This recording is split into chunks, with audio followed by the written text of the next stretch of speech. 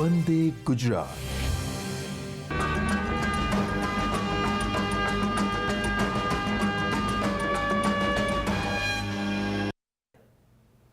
નમસ્કાર. આજના virtual classroom training સેશનમાં હું આપ સૌનું સ્વાગત કરું છું. આજે હું આપ સૌને આઈટીઆઈમાં ચાલતા ઇલેક્ટ્રોનિક્સ મિકેનિક ટ્રેડ અંતર્ગત પીસીબી રીવર્ક લેસન વિશે હું તમને તાલીમસર માર્ગદર્શન આપીશ. અગાઉ આપણે પીસીબી વિશે શીખી ગયા છે તથા 2, 3, 4 લેયર પીસીબી વિશે તથા સોલ્ડરિંગ વિશે પણ આપણે જોઈ ગયા છે. હવે આજે આપણે તેની આગળ જે ટોપિક છે તેના વિશે ચર્ચા કરીશું. આજનો મારો ટોપિક છે પીસીબી રીવર્ક, જેમાં આવરી લેવાતા મુદ્દા નીચે મુજબ છે.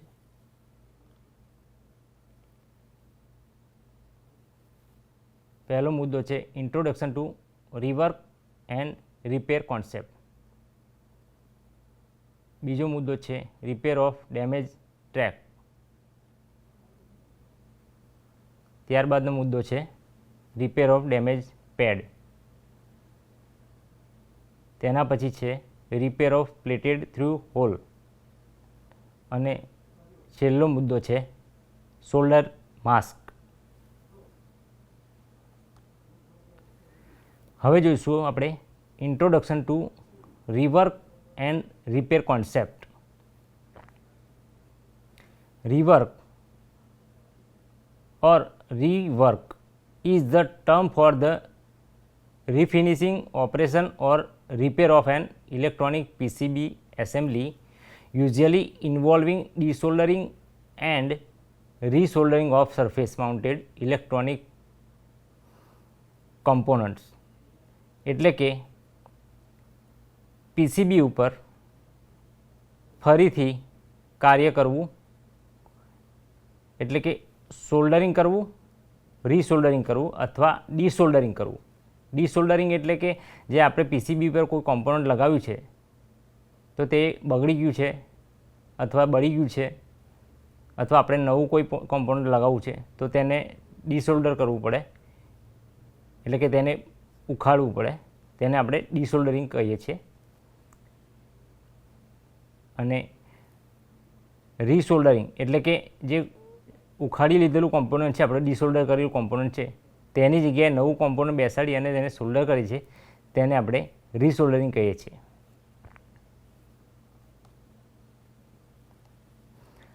હવે જોઈશું રીઝન્સ ફોર રીવર્ક એન્ડ રિપેર, એટલે કે રિપેર અને રીવર્ક માટેના કારણો, કે આપણે શા કારણે પીસીબીને રીવર્ક કરવી પડે છે અથવા રિપેર કરવી પડે છે. તો તેમાં જે મુદ્દાઓ છે કે જેના કારણે આપણે રીવર્ક અને રિપેર કરવું પડે છે પીસીબીને, તો તેમાં છે પહેલું છે poor shoulder joints. Poor shoulder joints એટલે કે જે આપણે પીસીબીમાં કોઈ કોમ્પોનન્ટ લગાવ્યું છે તો તેના જે છેડાઓને આપણે શોલ્ડર કરીએ છીએ, પણ ત્યારે શોલ્ડરિંગ કરતી વખતે જો ઓછું શોલ્ડર લગાવવામાં આવ્યું હોય તો તે છેડા થોડા ઢીલા રહી જાય છે અને તેના કારણે આપણને વ્યવસ્થિત પીસીબી કામ કરતી નથી. તો તેના માટે આપણે પછી જે શોલ્ડર છે એને વ્યવસ્થિત કરવું પડે છે. તો તે માટે આપણે રીવર્ક અને રિપેર કરવી પડે છે પીસીબીને. ત્યારબાદ છે unwanted drop of shoulder. Unwanted drop of shoulder એટલે શું? કે જ્યારે આપણે સોલ્ડરિંગ કરતા હોઈએ છીએ પીસીબીને ત્યારે વણમાગ્યું કોઈ ડ્રોપ એટલે કે બૂંદ જે સોલ્ડરિંગનું છે તે કોમ્પોનન્ટની બાજુમાં કોઈ જગ્યાએ પડી જાય તો તેનાથી શું થાય છે કે બે કોમ્પોનન્ટ વચ્ચે શોલ્ડર બ્રિજ બની જાય છે, જેના કારણે શોર્ટ સર્કિટ થવાની સંભાવના રહે છે અને પીસીબી ડેમેજ થવાની સંભાવના પણ રહે છે. તો તે અનવોન્ટેડ ડ્રોપને દૂર કરવા માટે આપણે પછી રીસોલ્ડર અને રીવર્ક કરવું પડે છે. ત્રીજું છે ફોલ્ટી કોમ્પોનન્ટ્સ. ફોલ્ટી કોમ્પોનન્ટ્સ એટલે કોઈ કોમ્પોનન્ટ જે છે પીસીબીમાં લગાવેલા તે કોમ્પોનન્ટ્સ ફોલ્ટવાળા નીકળે અથવા તો બગડી જાય કે બર્ન્ટ થઈ જાય તો આપણે પીસીબીને રિવર્ક અને રિપેરની જરૂર પડે છે. એટલે કે પહેલાં આપણે કોમ્પોનન્ટને ડીસોલ્ડર કરવું પડે છે. ડીસોલ્ડર કર્યા પછી ત્યાં આગળ નવું કોમ્પોનન્ટ લગાવી અને સોલ્ડરિંગ કરવું પડે. આ પ્રોસેસને આપણે રિવર્ક અને રિપેર કહી શકીએ. અને ચોથું કારણ છે એન્જિનિયરિંગ પાર્ટ્સ ચેન્જીસ એન્ડ અપગ્રેડ્સ. એટલે કે પીસીબીમાં કોઈ એવો પાર્ટ્સ કે કોમ્પોનન્ટ્સ છે કે જેને આપણે ચેન્જ કરવું છે, કોઈ નવું નાખવું છે અને એડવાન્સ કોઈ પાર્ટ છે આવ્યું હોય તો એને ચેન્જ કરવા માટે અને અપગ્રેડ પાર્ટ છે એને ચેન્જ કરવા માટે આપણે પીસીબીને રિવર્ક અને રિપેર કરવી પડે છે. હવે જોઈશું basic steps of rework and repair of PCB. એટલે કે પીસીબીને રિવર્ક અને રિપેર કરવા માટેના મુખ્ય સ્ટેપ. તો ફર્સ્ટ ઓફ ઓલ છે પહેલું મુદ્દો define and execute and accurate thermal profile. એટલે કે પીસીબીમાં કોઈ જગ્યાએ આપણે થર્મલ એટલે કે ક્યાં બર્ન થયેલ નથી એવું એ ચેક કરી અને પછી તેને કોમ્પોનન્ટ કોઈ બર્ન થયેલ છે કે નહીં તે ચેક કરવું પડે છે પહેલાં. ત્યારબાદ રિમૂવ ડેમેજ કોમ્પોનન્ટ. એટલે કે જે કોમ્પોનન્ટ કોઈ ડેમેજ થયેલ છે તો તેને આપણે ડિસઓર્ડરથી રિમૂવ કરવા પડે છે, દૂર કરવા પડે છે. ત્યારબાદ છે the site is clean and prepared for the new component. એટલે કે આપણે જે પીસીબીની જે જગ્યા પર કોમ્પોનન્ટને આપણે ડિસઓર્ડર કરી છે તો એ જગ્યાને આપણે પહેલું શું કરવું પડે છે કે ક્લીન કરવી પડે છે. એટલે કે સોલ્વન્ટથી એને ક્લીન કરવી પડે છે નવા કોમ્પોનન્ટને લગાવવા માટે. હવે replace the component with the new solder and perform reflow. એટલે કે નવું કોમ્પોનન્ટને જૂના કોમ્પોનન્ટની જગ્યાએ લગાવી સોલ્ડર કરી અને થોડું એને રીફ્લો પરફોર્મ કરવું પડે છે. હવે આ કાર્ય પૂરું થાય એટલે આપણે પીસીબીને બરાબર ઇન્સ્પેક્શન કરી અને ચેક કરી અને પછી તેની જગ્યા પર લગાવી શકીએ છીએ. હવે જોઈશું આપણે રિપેર ઓફ ડેમેજ ટ્રેક. એટલે કે કોઈ પીસીબી પર કોઈ જે કોપરના ટ્રેક છે તેમાં કોઈ ડેમેજ થઈ હોય, ખામી થઈ હોય, એટલે કે ટ્રેક તૂટી ગયો હોય તો તેને કેવી રીતે રિપેર કરવો તે હવે જોઈશું. તો તેમાં પહેલું સ્ટેપ છે પીસીબીના જે ભાગમાં ટ્રેક ખરાબ થઈ ગયેલ છે તેને યોગ્ય રીતે તપાસવું. એટલે કે આપણે પીસીબીને બારીકાઈથી જોવી પડે કયા ટ્રેક ઉપર ડેમેજ થયેલ છે તે જોવું પડે અને ત્યારબાદ જ આપણે પીસીબીના જે ટ્રેકને ડેમેજ છે તેને રિપેર કરવાની જરૂર પડે છે આપણે. બીજો સ્ટેપ છે કે જે ભાગ બળી ગયેલ છે તેને યોગ્ય રીતે સાફ કરવો. એટલે કે પીસીબીના જે ભાગનો જે ટ્રેક છે જે જગ્યા પર તે બર્ન થયેલ છે, બળી ગયેલ છે તેને આપણે યોગ્ય રીતે એટલે કે સોલ્વન્ટ લગાવીને સાફ કરવું પડે છે બ્રશથી. ત્યારબાદ સોલ્ડર વડે યોગ્ય ફ્લક્સ અને સોલ્ડર વાયરનો ઉપયોગ કરી બળી ગયેલા ટ્રેકની બંને બાજુના સારા ટ્રેકના કોપર ઉપર ટીનિંગ કરવું પડે છે. એટલે કે જે ભાગ બળી ગયો છે તેની બંને બાજુના જે સારા ટ્રેક છે તેની ઉપર ટીનિંગ કરવું પડે છે. ચોથું સ્ટેપ છે હવે જે ટીનિંગ થઈ ગયું છે એટલે કે ટીનિંગ થઈ ગયા બાદ ક્લિનિંગ સોલ્વન્ટ વડે પીસીબીને સાફ કરવી પડે છે. પીસીબીને ક્લિનિંગ સોલ્વન્ટથી આપણે સાફ કરવી પડે છે જેથી વધારાના જે સોલ્ડર ટપકા જે પડ્યા હોય એ બધું દૂર થઈ જાય એના માટે.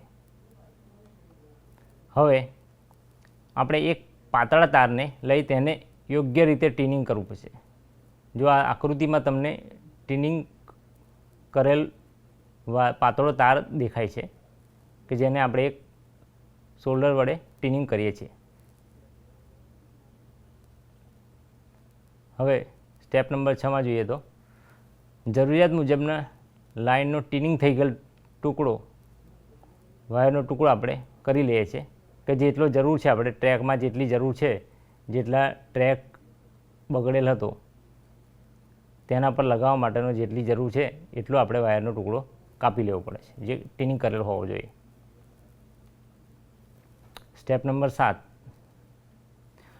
સોલ્ડર વડે ટીનિંગ થઈ ગયેલ વાયરના ટુકડાને બળી ગયેલા ટ્રેકની જગ્યાએ યોગ્ય રીતે મૂકી સોલ્ડર કરવું.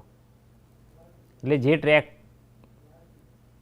બળી ગયેલ છે તેની જગ્યા પર આપણે આ ટીનિંગ કરેલ વાયરના ટુકડાને મૂકી અને તેની બંને બાજુ આપણે સોલ્ડર કરવું જોઈએ. સ્ટેપ નંબર 8 પીસીબી સાફ કરી મલ્ટીમીટર વડે કનેક્ટિવિટી ચેક કરી લેવી. એટલે કે એક વખત પીસીબી પર સોલ્ડર થઈ ગયું ટ્રેકનું, ત્યારબાદ તેની કનેક્ટિવિટી મળે છે કે નથી મળતી તે ચેક કરવા માટે આપણે મલ્ટીમીટરના ઉપયોગથી બીપનો અવાજ આવે એ રીતે ચેક કરી લેવું કે જેથી આપણને ખબર પડે કે સોલ્ડરિંગ વ્યવસ્થિત થઈ ગયું છે અને ટ્રેક બરાબર જોઈન થઈ ગયેલ છે. હવે જોઈશું આપણે રિપેર ઓફ ડેમેજ પેડ. એટલે કે પીસીબીમાં જે પેડ છે સોલ્ડર માટેના જોઈન્ટ માટેના તેની ઉપર કંઈ બગડ્યું હોય ડેમેજ થયું હોય તો તેને કેવી રીતે આપણે રિપેર કરવો. તો પહેલા સ્ટેપમાં શું છે? સ્ટેપ 1માં છે કે ક્લિનિંગ. એટલે કે જે પેડ ડેમેજ છે તેને આપણે વ્યવસ્થિત ક્લીન કરવો પડે છે. ત્યારબાદ બીજા સ્ટેપમાં જોઈએ તો રિમૂવ ધ ડેમેજ પેડ. એટલે કે જે પેડ તમને દેખાઈ રહ્યો છે, આ જે પેડ દેખાઈ રહ્યો છે તમને અહીંયા, એને આપણે દૂર કરવો પડે છે. ત્રીજા સ્ટેપમાં જોઈએ તો clean up the area around the pad. એટલે કે આ જે આ પેડ છે એની આજુબાજુનો આ એરિયા જે દેખાય છે આપણને એને આપણે ક્લીન કરવો પડે છે. હવે રિમૂવ ધ માસ્ક. 4 નંબરના સ્ટેપનું છે કે રિમૂવ ધ માસ્ક. એટલે કે જે આ ગ્રીન કલરનું તમને જે મટીરિયલ દેખાય છે પીસીબી પર એને આપણે રિમૂવ કરવું પડે છે કે જેથી આપણે સોલ્ડરિંગ એને વ્યવસ્થિત કરી શકીએ. કેમ કે જે આ ગ્રીન કલરનું માસ્ક જે છે એ પોલિમરનું આવરણ છે એટલે તેની પર સોલ્ડર બરાબર ના થાય એટલા માટે આપણે તેને દૂર કરવું પડે છે. હવે 5 નંબરનું સ્ટેપ ફરીથી તેને આ ક્લીન કરી દીધું. 6 નંબરમાં સ્ટેપમાં જોઈએ તો ટીન ધ કંડક્ટર. એટલે આ જગ્યા પર જે કંડક્ટર છે તેને આપણે ટીનિંગ કરવું પડે છે, ટીનિંગ પ્રોસેસ.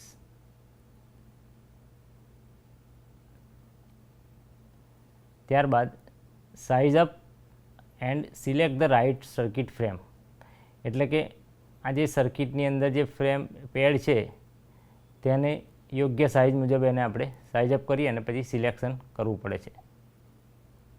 કેમ કે મોટું પેડ હશે તો ત્યાં બરાબર સોલ્ડરિંગ થશે નહીં પછી, અને નાનું હશે તો પણ નહીં થાય. એટલે એની યોગ્ય સાઇઝ મુજબ આપણે એને પસંદ કરવું પડશે.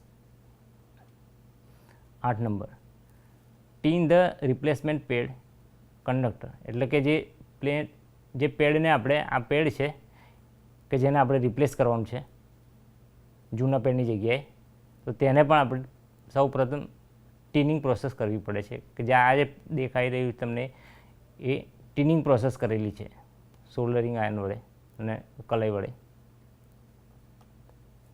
હવે 9મા સ્ટેપમાં જોઈએ તો solder the replacement pad trace to the existing conductor, એટલે કે જ્યાં પહેલાં આપણે આ કંડક્ટરને સોલ્ડર કર્યું હતું ત્યાં આગળ સોલ્ડર કરવું પડે છે. હવે જે પેડને રિપ્લેસ કરવાનું છે નવું પેડ, તેને આપણે અહીંયા સોલ્ડર કરવું.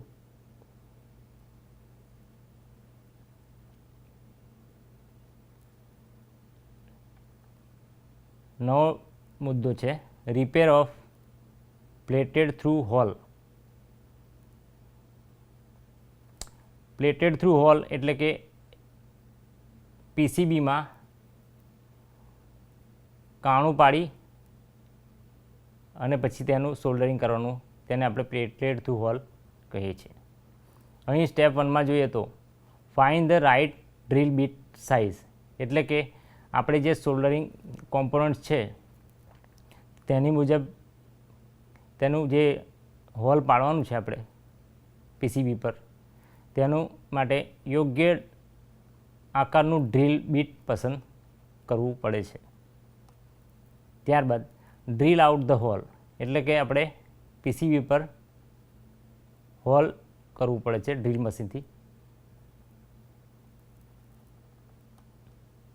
હવે use drill template gauge by to size eyelet OD, એટલે કે જે ટેમ્પલેટ ગેજ છે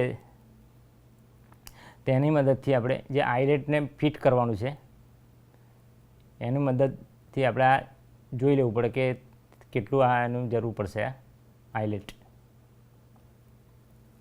હવે confirm that you have the right eyelet size, એટલે કે આપણે એ કન્ફર્મ કરવું પડશે, સુનિશ્ચિત કરવું પડે કે જે આપણું હોલ છે તેની અંદર જ આ આઇલેટ્સ યોગ્ય ફિટ બેસે છે કે નથી બેસતું. જો ના બેસે તો એની યોગ્ય સાઇઝનું આઇલેટ પસંદ કરવું પડે.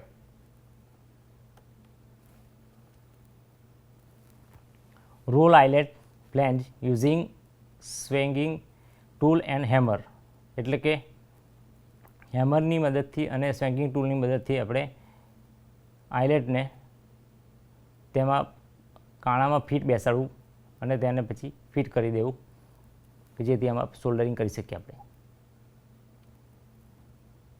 હવે connect the trace to the eyelet, એટલે કે આઇલેટને આપણે ટ્રેક સાથે કનેક્ટ કરવું, કે જે આ ટ્રેક છે તેને આપણે આ આઇલેટ સાથે કનેક્ટ કરી દીધેલ છે. ત્યારબાદ electrically test and inspect. Electrical test and ઇન્સ્પેક્ટનો મતલબ છે કે આપણે હવે આ જે આઇલેટ છે તેને ટ્રેક સાથે કનેક્ટ કર્યું છે, એટલે આપણે મલ્ટીમીટર દ્વારા તેને કન્ટિન્યુટી મળે છે કે નહીં એ ચેક કરી લેવું અને આપણે જોઈ પણ લેવું, ચકાસી પણ લેવું.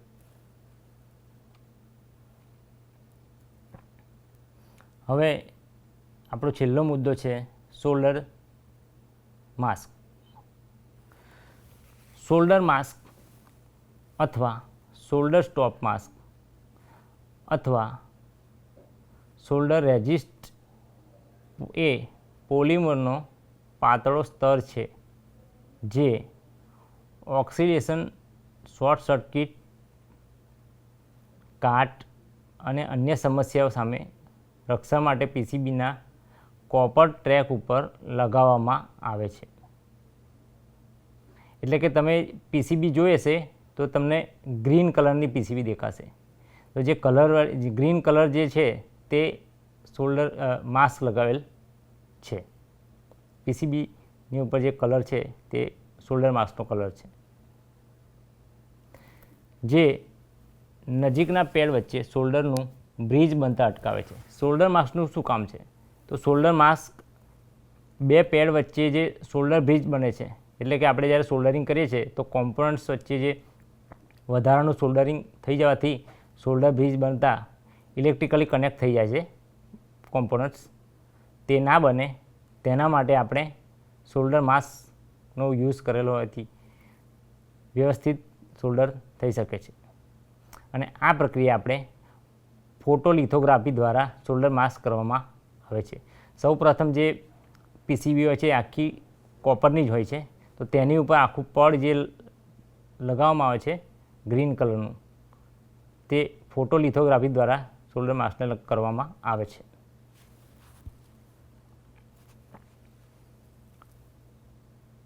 શોલ્ડર માસ્કનો મોટે ભાગે રંગ લીલો હોય છે, જે આપ સૌએ જોયો હશે પીસીબી ઉપર, પરંતુ હવે તે ઘણા રંગોમાં ઉપલબ્ધ છે, જેવા કે લીલો, મેટ લીલો, લાલ, વાદળી, પીળો, સફેદ, કાળો, મેટ બ્લેક વગેરે.